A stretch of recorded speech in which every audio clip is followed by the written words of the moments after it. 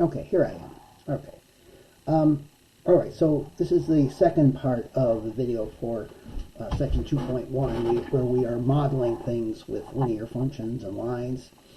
Here is another example. Here we're given quite a few data points, and the first column represents the year, and the second column represents the average number of trips to the grocery store per week for an average household. And so we have actually 7 data points right here. And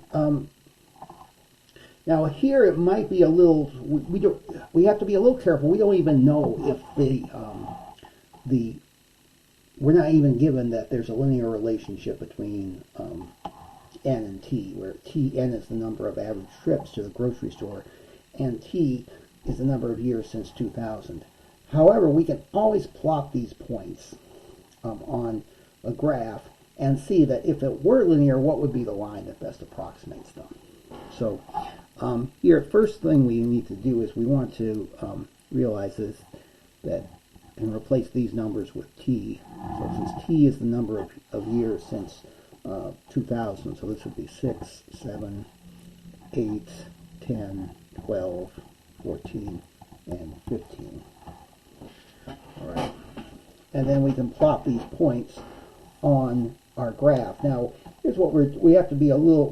We do this here, and because n is the independent variable that goes on t is the independent variable, so it goes on corresponds to the horizontal axis, and we want to label this as what t represents, which it's a year since 2000, and then we lay n is on the vertical axis because it's the dependent variable, and it represents the average number of trips per week.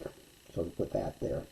And we put the scale, instead of going 1, 2, 3, 4, we know that all these numbers are really clumped together. They're between 1.5 and 2.5, right? So really we probably should have just made this, instead of going 1, 2, all the way up to 9, 10, that's why I stopped at 2, and we broke it down.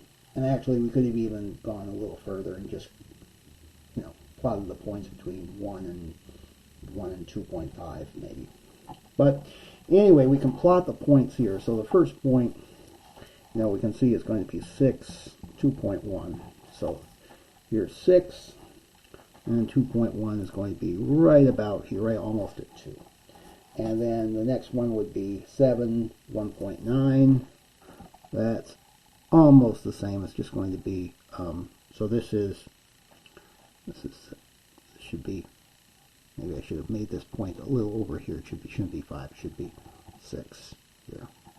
Just ignore that. And then 7 is about just a little bit less than that. And the next one would be 8, 2.0. That's about the same. 10 is 2.2. So a little bit about the same. 12, 1.7. So that would be now it's a little bit less than that. 14, that would be 1.6, almost about the same. And at 15, that's right at 1.5 here. Okay. So here we can see maybe this line might be decreasing. It's almost, not quite horizontal. We can see this line would be decreasing ever so slightly, okay? Whether we can find a trend or not, okay? So that's how we would do that. Okay, now we could find there is a way on a calculator I'll show you later. If we wanted to find the best line that would fit this, there's a way you can do this on a calculator. But we'll get to that later. Okay, let's do the same thing. In fact, let's do the same thing here. Here's a problem you'll see on your homework where you're given some data points and you want to estimate the best line that approximates this. So here we just have a regular x and y axis.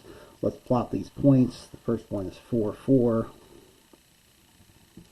The next one is 5, 6.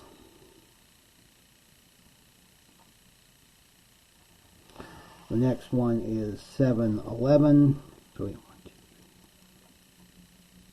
okay, looks like a 6.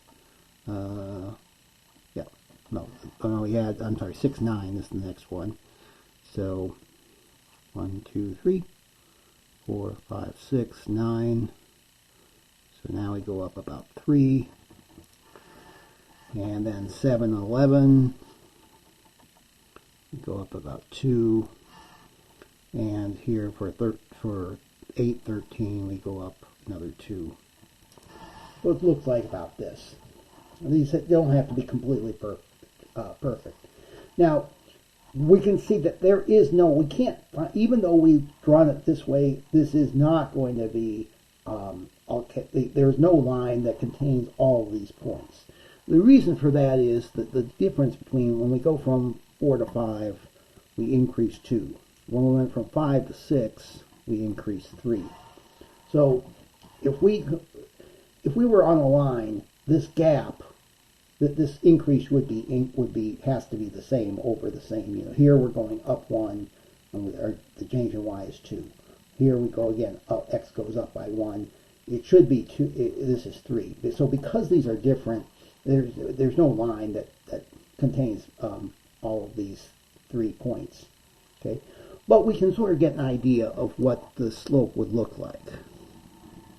So if we have a line that the best line that would approximate them, first we can see that the slope would be positive, and it would certainly be bigger than 1, because you can see that all these differences are going to be 2, except for the second one is 3, right? So when x goes up by 1, the change in y goes up by more than 1. It goes up by 2 or 3. So it looks like the slope of this line would have to be about 2 or 3 or something in between. And the most important thing is you see that as we extend this line, it would have to hit the x-axis or the y-axis below the x-axis. So this x-intercept would be negative. So of all these lines that best approximate it, looks like the best approximation would be the one with the negative y-intercept right here. So, and this has slope 2.5, which is sort of consistent with this. All these others, you know, 7 would be too steep, and this means that the line would have a negative slope. So the best possibility would be this one, 2.5x minus 6.5. Now, that's the best line of what's given. On a calculator, we can use linear regression, and we can get a slightly better line, but it's not. It's about, the numbers are about the same as this. All right, so that's it for this example and this video and this section. So good luck, and I'll see you next time.